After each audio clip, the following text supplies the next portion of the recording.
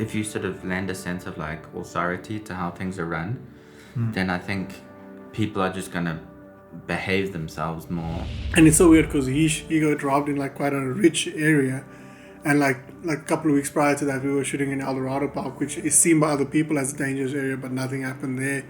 So you really can't say in like much about where the environment is. I think you just have to do your research. I'm sure like some of the more international people will be like, oh, Johannesburg, it's so dangerous. But like I've lived here for 7 years. I've never had an issue with crime until right now.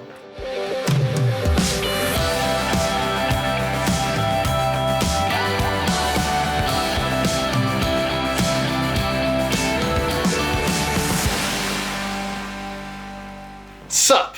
I got injured.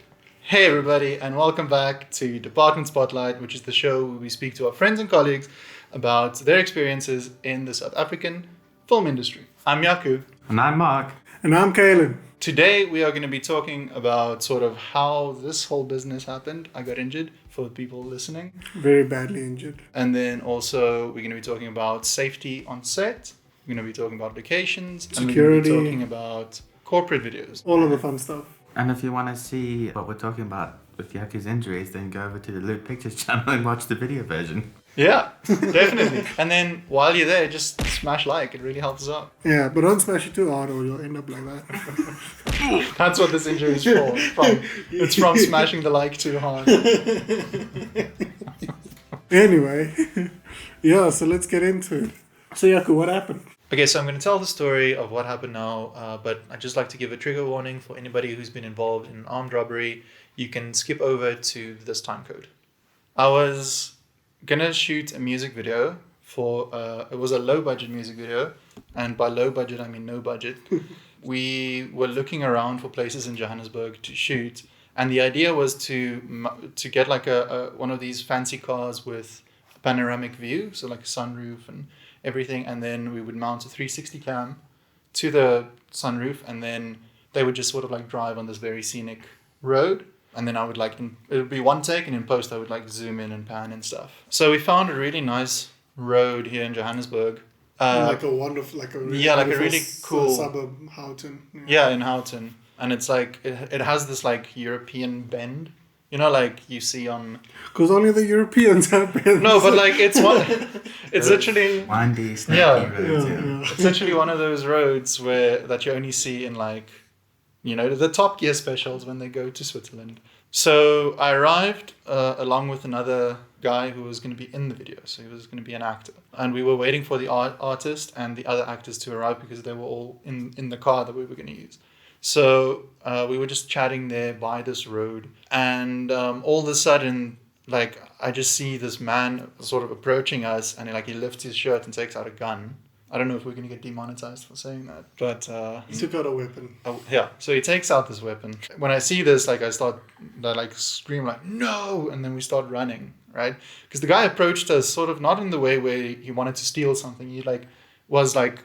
As if he was just going to shoot and then run like away. He had right? intentions or something. Exactly. So started running away, and then I was going around this bend, but there was like a little garden next to the bend where you could like run, or where I tried to run through, because like it's probably best not to run in a straight line. As I was like getting down these rocks, I tripped on the last one and fell in the road, and the guy sort of caught up to me. He was, pointing the weapon in my face, and then he was like, you better give me your phone. So I give him my phone, and then he just ran off and jumped over the fence and whatever. So I sprained my ankle. I've got an undisplaced fracture in my elbow, and there's like a fair bit of skin that's just off there.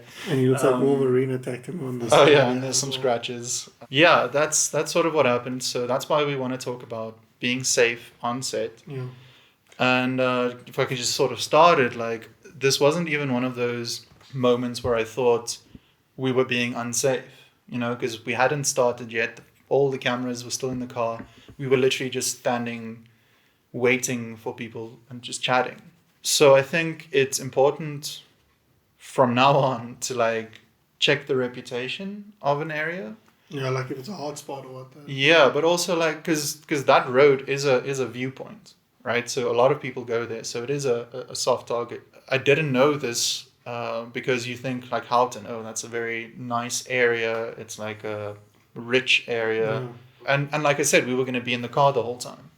So it's like, I think when we're talking about safety on set, it's not just talking about while you're shooting or the exact place that you're shooting. Because like I was saying, we were going to be just in the car driving and then that was it. But then at the spot where we were waiting is where it happened. So you should always check that out as well. Research the area and don't take the area for granted. I mean, I know also we joking around quite a bit, but it's quite a serious thing, especially, I don't want to say it, but in South Africa, it's quite a thing with crime and things like that. So I don't think you should take it for granted where you're shooting. And it's so weird because he got robbed in like quite a rich area. And like a couple of weeks prior to that, we were shooting in Eldorado Park, which is seen by other people as a dangerous area, but nothing happened there. So you really can't say in like much about where the environment is. I think you just have to do your research, and also if you can, I think try and invest in some security, because it sucks to say that, but as you can see, it's quite a problem like this side, and yeah, like it can be quite serious because all he wanted was Jaco's phone, but I mean with gear and all that, it can be quite intense. I think just research the place quite fairly and keep your head about you. I mean, Jaco said there was 5 other people that weren't with the shoot that were standing there, and the guy still came for him. So, yeah, I think definitely make sure you take some time to invest in safety and see what security, if you can, get on board, or what you can do just to make that a bit safer for yourself, you know? And I think be safer than you think you need to be as well. Like I know whenever, like it's really good to have a producer, like a dedicated producer on a short, if you're making a short film, because then they're going to consider all of these things that you should be considering, but your mind is like elsewhere. For example, we always have to think about parking, which is something that is almost like a last minute thing, but it should be like a initial thing, like something you should think about sooner. And I feel like we've started to think about it sooner, because it's like, okay, how many cars can, it seems logical, but like how many cars can park there? If they need to park outside, you need someone watching the cars. Or what we did on another set was had the cars park at a local shopping center, and then there's a guard there all the time. So you just need to take extra precautions. And even if you are like a small production, even if you're like I'd say even if you're like a run and gun type thing where you're like stealing locations and stuff, it's like we all have to do it. Even on like, was it on the Social Network, I was laughing because I was watching the behind the scenes, and then they were shooting, I think it was like at Harvard or one of those Ivy League colleges, and then apparently they didn't have permission to shoot one day, but they had permission to shoot other days. So they were literally like stealing locations. So it happens in like all scales. You just ratted out Harvard now. I mean, so David Fincher. David Fincher's like, this podcast, man, I listen to them all the time. Now they rat me out. Yeah, David Fincher, avid listener. I'm sorry, man. I'm sorry. It's on the behind the scenes. So what I mean is that on like all scales, even if you're like stealing locations and you're just like run and gun, just like if you see like a guard there, like let them know that you're doing that, or let the immediate people around who are going to be there, not just walking past, for example, let them know what you're doing first. That brings me on to your thing that we were shooting in Eldorado Park, but then we went to an ATM nearby in Mandu. We like took all the precautions that we needed to take, and we had like a fake weapon there. Yeah, with the signs that said this is a fake weapon. Yeah, with the sign that said it, and then you need to also just go around to anyone in the area who's going to be there for long to say this is what's happening. You just need to let everyone know so that nothing. Yeah, and it's funny you say that, because also going back to Eldorado Park and like a couple of other locations that I've been to where people like classify it as dangerous. It's funny, like when you let the community know you're shooting there, then like a lot like of the community members will actually join you. Because I remember when we were shooting in Eldorado Park, like one of the ex-police chiefs or something like that, he came by and he stopped by, and his son came by. So like it's funny, like the more people you let know, they actually try and also guard you with that sense of community as well. And I think maybe that's the thing also with suburbs, is that there is no one really around as well. So you can like kind of do it, like a criminal can do what they want and no one will be, because it's so quiet, will like disturb you. So yeah, I think it's interesting, that dynamic, and I think that just pulls back to the point that you never know wherever you're shooting. Just make sure you take the precautions. And I think that's a good one. Yeah. Just letting people know around you. But I think it's pretty tough. Yeah. I think if you're meeting up beforehand, meet up at like a shopping center and then go to the location. If it's not like a house or a place where you can just park. I think if we had met up at like, I don't know, a mall and then gone, no problems. Yeah. Yeah. But the truth is, you never can really say what's going to happen. But I think the main thing is just make sure you're as prepared as possible so that you can at least limit the odds or take the percentage down, because there's always something you can do to like slow down that crime or to make sure it like you don't have to be in that situation. Crime's always going to happen, but there's a lot of things you can do to make sure that odds go down on your side. I think this just made us also more aware of it, because we kind of took it lightly because we've been shooting quite some time. Yeah, and we never had an incident. I've been in Johannesburg for 7 years. I'm from Bloemfontein, which is like a smaller city in the middle of South Africa.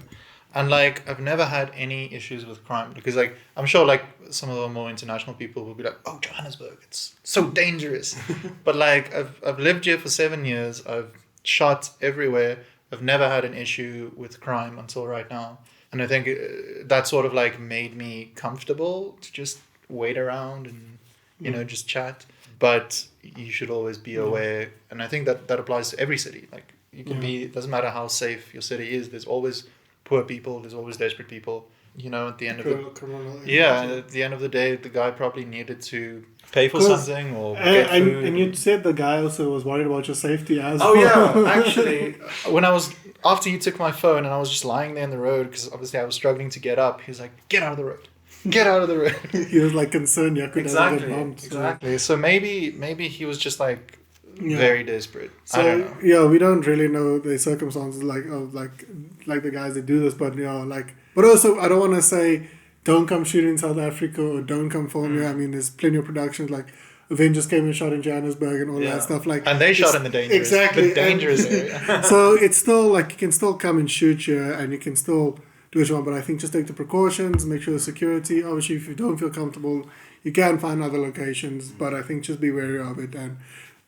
still come and shoot here, please. Yeah. I think this is we're speaking more directly to like lower budget production. Yeah. Like obviously high budget productions, they always have security and also like mandatory, but I think what we're saying is that even if you're a lower scale production, that's still a consideration that you need to make. I think anywhere in the world, to be honest. Like, because you're not only guarding against crime. I don't know, like if you sort of lend a sense of like authority to how things are run, then I think people are just gonna behave themselves more, you know what I mean? And it's just gonna be a generally like safer environment if you like create that environment. And I think also I've been on a shoot with a couple of guys that also have said like, don't be afraid of the community members, don't like isolate them. Like a lot of times, like when he goes out and he speaks to them and he tells them what they're doing, then he can like get them involved on the shoot, or he can get them like on the next shoot. And then it just creates this nice environment that people that's also in the area, they're just looking out for the safety of the film. I mean, look what happened with Humble Pizza Pie, where the people were shouting us, but that's because they didn't know what was happening in the street. And then just the one community member that we did let know, he was kind of then defending us. So I think that communication is key. With we were just to expand on what Kaylin was saying, because the movie hasn't come out yet, Kaylin. So we were shooting stealing locations, and it was just like people running in the street for that one. We were like very conscious of what's the area like and whatever, and we know there's like constant security patrols around there, but we didn't let anybody know that we were shooting, partly because we were scared they were going to say just no, also because I was afraid they were going to be like, okay, it's 20,000 rand or whatever. So but again, we did make sure that there is security, and that area just has security, it just has patrols the whole time. But then one part of the shoot, most of the shoot is just silent, but then one part of the shoot, the guy's like yelling, and then this family just came out there and we're like, what are you doing? And then we're just like, no, we're just shooting a short film. They're like, oh, just let us know. And then he let everybody know on there, because apparently they were going crazy on the group chat and all of that in the community. But I think also like for our audience and people that's watching or listening, I think also just leave some comments of tips for security that you found maybe on set, and like maybe in your country some stories you have, and how you've learned from it. I think that would also be helpful for us next time and for our community as well on the YouTube platforms and for all our social medias. I think that'd be really helpful. Yeah. I think so too. Yeah. So does anyone have any tips of like safety on set while you're making the thing? Because I know there's like grips and electrics. They have like protocols and all that. Yeah, I mean, there's the standard stuff of just like, if it's not your job, don't touch the equipment. I mean, because like you say, grips and cinematographers, they've got these lights, they've got the dollies, they've got these heavy things. And like, if you're not an assistant to that department, or if that person, the grip, doesn't tell you like, hey, can you help me out with this thing? Just do it like this. And don't touch it. Because like, I think that's a big... I think it's also hard to like set rules for smaller budget films because then like even the producer can be a grip on that. Maybe instead of just don't, you can be like, can I help you? Yeah, and then usually the person that's in like specialized in that can kind of help you. You can set your own protocols as well at the beginning. Like, these people are allowed to help these people. Yeah. Or you know what I mean? Like, I think that's one of the main jobs of an AD as well, because I remember when I was working as assistant director. Yeah, when I was working as a third assistant director on this relatively big budget film 2 years ago, the AD before we shot, he was also like, listen, if you just mess up once with the safety protocol that he was giving, you'd get you off that set instantly because it's his job to keep you safe. And like, it seems funny and stuff like that when you're like it's just a small thing that I want to do, and then they're like, no, they know the injuries involved and what's happened in the past, because it can be pretty severe. Because I remember we had pretty tiny explosions on there, but they said like at least like I think it was like a minute after the explosion, no one moves them like a muscle, because they know where the debris lands and all of that, and just to make sure that there's not a fire somewhere else.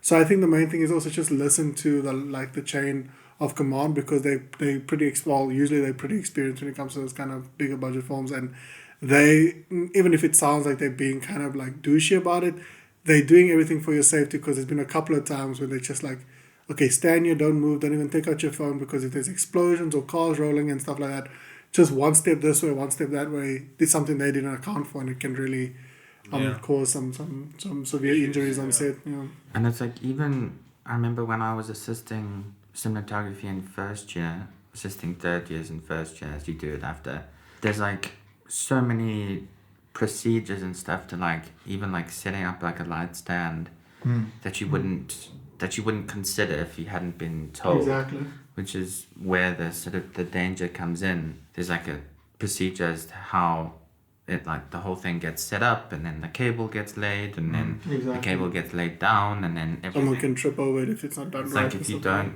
so it's like even the small things that if you don't do it correctly can lead to like light falling on someone later on. No, exactly. But even touching on like lights, something as simple as closing barn doors can burn your hand if you don't know that. Like that's why they wear gloves and stuff, because so you'll walk there, they're packing up, let me help and close a barn door, but that... Just a barn door is the thing on the light that blocks, that shapes it. It's those things that open and close on the light to just like give the light some direction. Light flaps. Light flaps. That's the technical term. So even something like that, like if like let's say like a blondie or whatever is like a blondie is a light. It's just a blonde. It's the blonde. I call them blondies. Anyway, like if that's standing up all day, those things can get pretty hot as well, and that can literally burn your skin. So I think make sure you first ask someone who's in charge of that department, even if you're just trying to be helpful. I think it's a really important lesson to learn. But I don't know if there's those kind of protocols also when it comes to like corporate shoots as well. Like, I mean, it depends on the budget, I guess. Smaller budgets generally have less safety procedures because there's less things that can go wrong. I think most corporates, if it's just like a talking head thing, you just tell the employees of the company who are not filmmakers, you're like, okay, listen. Step away. This is the circle. This is where we are. You just stay on your side. Yeah. I think also though, like you'll get those corporate shoots also. That's like where you have to go to construction sites and things like that. Where they then tell you. Also, that's the opposite, because then they have to tell you. Exactly, and then you have to make sure you wear the hard hat and all that. So I think just like it goes in, like even with like when we talk about short films, like even with corporates, just knowing the environment you're shooting in, researching it, and asking questions and communicating. Because especially when it comes to like shooting stuff for construction sites, even if you're just doing like drone footage and stuff and you think you're pretty safe, you could be standing in an area that they might want to throw some concrete in or something like that. So I think communication is key no matter the set, even from short films, big budgets to corporates. I think knowing the environments, communication, and all of that is pretty key to where you're filming. Yeah. Yeah, I think also like how you're going to shoot it is also a consideration if you want to go for a sort of, if you're getting like B-roll sort of handheld type approach and you want to sort of move around, just about asking and telling people like where you want to move. You know, how you want to, and it's like, oh no, you can't actually step there because like X, Y, and Z or something. It's just, I think like clear communication just stops things from going wrong. And I think just going back to corporate shoots as well, those kind of shoots is usually like one person on set. But I think what I realized when I was shooting with you recently is maybe just try to get an assistant with you. Because there was a couple of times when we were shooting with the gimbal and I had to walk backwards and I couldn't really see where I was going. And it's nice to just have someone behind you guiding you where to go, because accidents can happen on something that small as well. You could literally like trip over a chair or something and you could not just damage gear, but you could injure yourself quite a bit. And I think, so I think with any shoot also maybe just try to make sure there's someone with you that can just look out for you when you can't, like, too stressed to think about anything else. Yeah, because I think there is this thing about people trying to just be one-man bands, especially now, because you can do it pretty easily with the equipment being so small and cheap-ish, and then you're like, oh, I'm gonna keep all this money because it's not a lot. But then it's definitely worth paying somebody to come with you, and then you can still keep most of the money, but then just pay them something, because it is very, very valuable. I've done quite a bit of these like one-man shoots, but then the reason that I brought you along was because I was injured. You got injured, yeah. But that just opened my eyes. So obviously, yeah, because then we learned there were so much more shots we could do, like the Passover and all of that. Yeah, we did this thing over a wall. It was pretty cool. Yeah, so I think just try and make sure you got an extra person with you. If it's just one person shooting, if it's just you, make sure you just have that extra pair of eyes and extra pair of hands with you just to make sure you're safe. They can even give you some really cool suggestions for shots and stuff like that. So I think that's pretty interesting to note, yeah. All right, and like just going on to locations, how do you guys like find going about locations or like searching for certain places? It's the hardest. It's the worst. I hate it.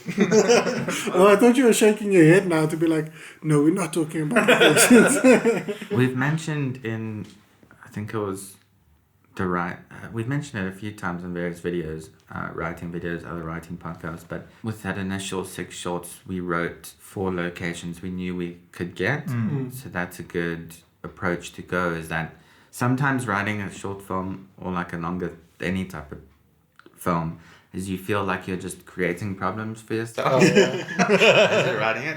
So maybe be cognizant of that, of like the location that you have access to, and then write for that location and give yourself that restriction of like, no, we aren't going to go out to this location. And then you think like, oh, that's going to like ruin my creative vision. But then we've said before that restrictions inspire creativity. Going on that, like even when we wrote public engagement, right, we wrote it for a park, but that's sort of like, so we wrote it for a park because we shot Malamula, shout out Malamula, to also be shot in a park. So we were familiar with the procedure for getting permission to shoot in the park, and it was like 400 Rand, right? So I was like, oh man, this is gonna be easy, we're gonna do it. But then what I didn't take into account was we got it for that price because we were students. So then after we had written, we've cast, we'd done the whole pre-prod, we sent in our documents and they were like 20,000 Rand for one day. And we're like, what? Yo! And then we were like, that's no, like a 99% discount that they gave you. so then we had to like tell them, no, we're like a small crew, it's a low budget thing. And they were like, okay, so there's not going to be any like trucks and you're not going to have dollies and stuff. We're like, no, it's going to be us and a gimbal, a shoulder rig. That's about it. And then we spoke to them, whatever, and then they came down to 5,000 Rand for the one day. But even then, we wanted to go back for 40 minutes, just to grab some shots. And the security guard would not let us in.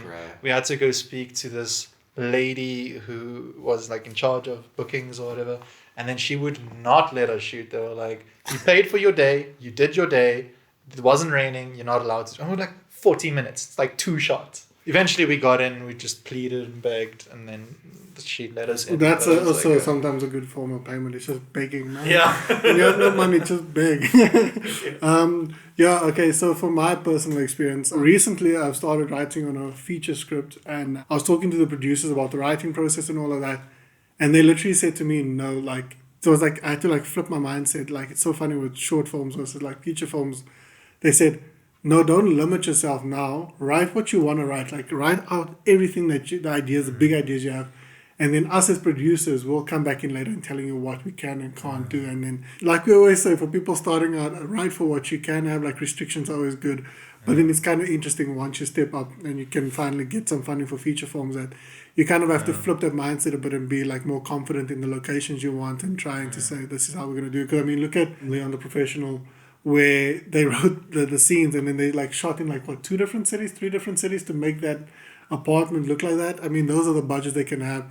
So when you don't have the budgets to kind of make your dream be known, like in those locations and what you see, I think it's pretty nice, and it's pretty like, it's like a cool learning experience to write for what you know and for what you know you can get. Because like Mark says, like, the restrictions make you so much more creative, so that eventually when you do step up to features, you like you'll find that you have this toolkit that you can just bring out in case it's needed and stuff like that. So when they do say we can't build this, you'll be like, okay, cool, I'm used to knowing what I can write for. This is like the backup I know we can get and stuff. Okay. So I think that's like a pretty interesting mindset I've learned to like flip between the two. And for me, it was just such a shocker for someone to be like, no, write what you want to write, then we'll work around what you have. And so I think that's pretty interesting, like when it comes to short forms and low budgets versus something that has some more money for them to work with to find those locations. I think that's pretty interesting for me.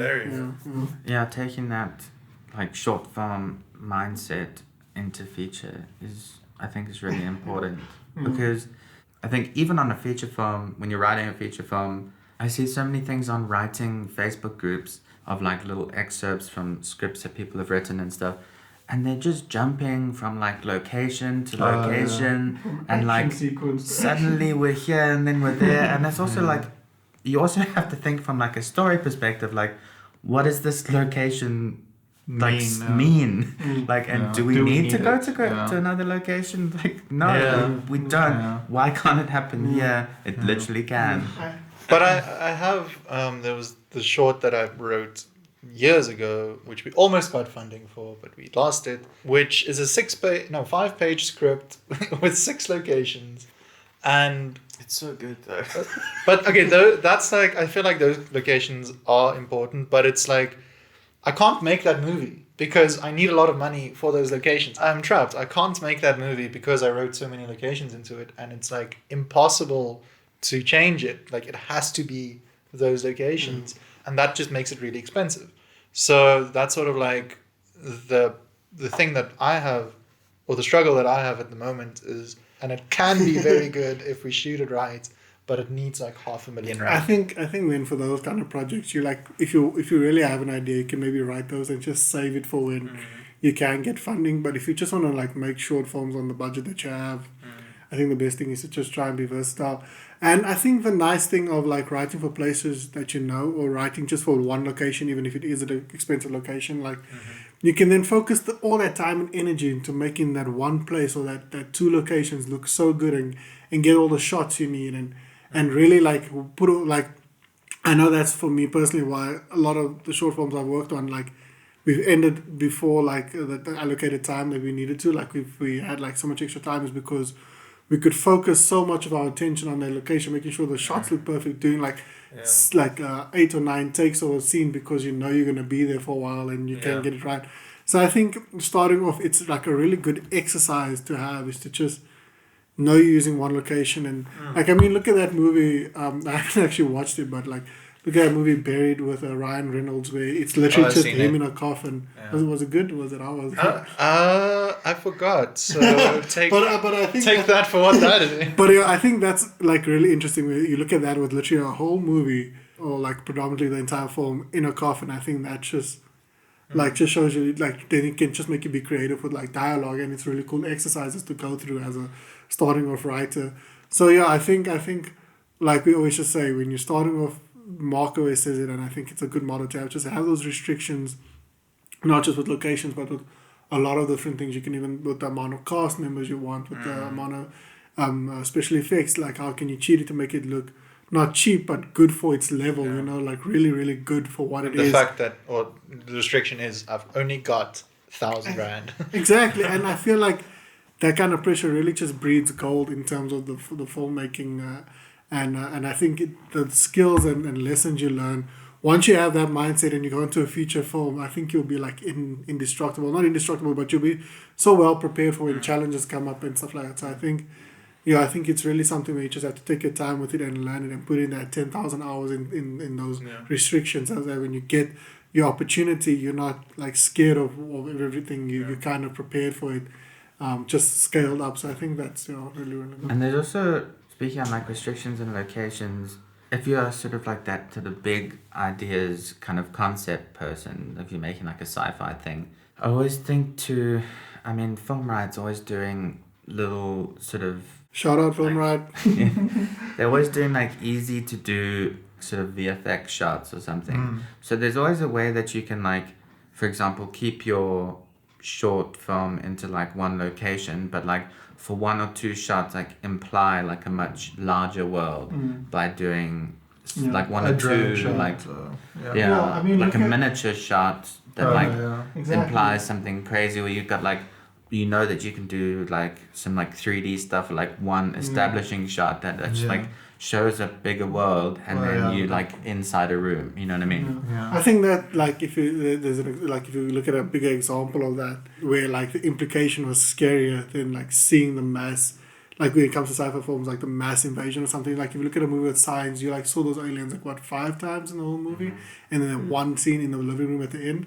But the way they implied it, and the way like when you just hear the aliens on like the baby walkie-talkie kind of thing, it's so much more scarier than seeing them like in mass invasions. And when you see them shot on like a VHS camera at a kid's birthday party, it's so much more scary than like actually like seeing them. So I think those are examples of even like feature films where they used they kept it so limited and just implied things that it made it so much more scary, and your mind did all the work, you know. So I think that's Can I do this with sound? Can I do this with like a more interesting image than actually showing the monster, and then like letting your audiences imagine it? That's like far scarier. You're far scared of like what you can't see than that thing you can see, because as soon as you see it, you're like, oh, that's that thing. And I think that don't show the shark. That's the Jaws lesson.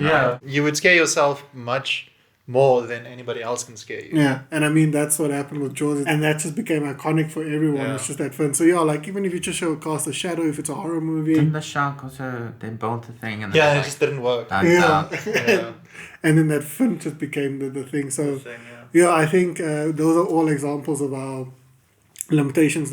Like you want to imply the thing, and then that also like just ties in also just to keeping the location simple and not showing too much of the world of story. I think I think that's our key tips for today. And on that note, I think let's wrap it up. So thank you so much for watching this podcast. Thank you so much for listening to this YouTube channel. To the YouTube channel.